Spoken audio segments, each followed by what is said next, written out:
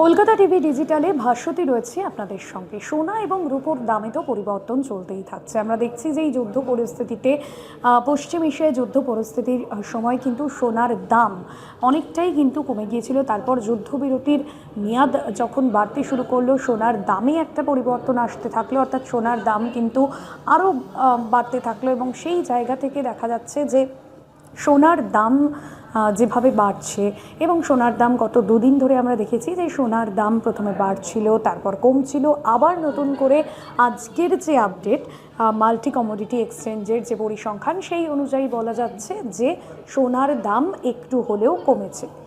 এবার কি নতুন মাস পড়তেই পরিবর্তন হলো সোনার দাম। আবারও ঊর্ধ্বমুখী হয়েছে আমেরিকা ইরানের মধ্যে।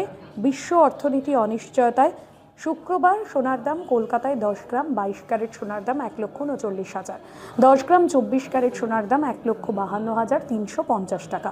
দিল্লির ক্ষেত্রে 10 গ্রাম 22 ক্যারেট সোনার দাম 1,39,800 টাকা হয়েছে এবং মুম্বাইয়ের ক্ষেত্রে হচ্ছে 10 গ্রাম 22 ক্যারেট সোনার দাম 1,39,650 টাকা।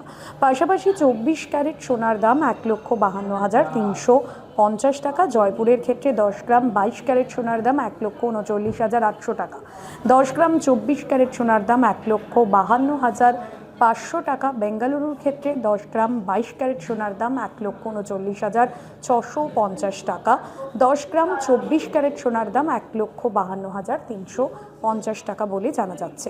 প্রসঙ্গত আমেরিকা এবং ইরানের মধ্যে যে যুদ্ধ চলছে, ডোনাল্ড ট্রাম্প প্রশাসন বলছে যদিও এই যুদ্ধ পরিস্থিতি ঠিকঠাক হচ্ছে, তবে পশ্চিম এশিয়ার যে এই অনিশ্চয়তা, অর্থাৎ যুদ্ধ নিয়ে যে অনিশ্চয়তার মেঘ দানা বাঁধছে, তার বড়সড় প্রভাব কিন্তু এই সোনার দামে পড়ছে। তবে নতুন মাস শুরু হতেই সোনার দাম কিছুটা হলে কমলো। সেক্ষেত্রে দাঁড়িয়ে আগামী কয়েকদিনে সোনার দাম কী হয় অবশ্যই সেদিকে নজর থাকবে। আজকের বিষয় এখানে শেষ করছি। অন্যান্য আপডেটের জন্য ফলো করতে থাকুন কলকাতা টিভি ডিজিটাল।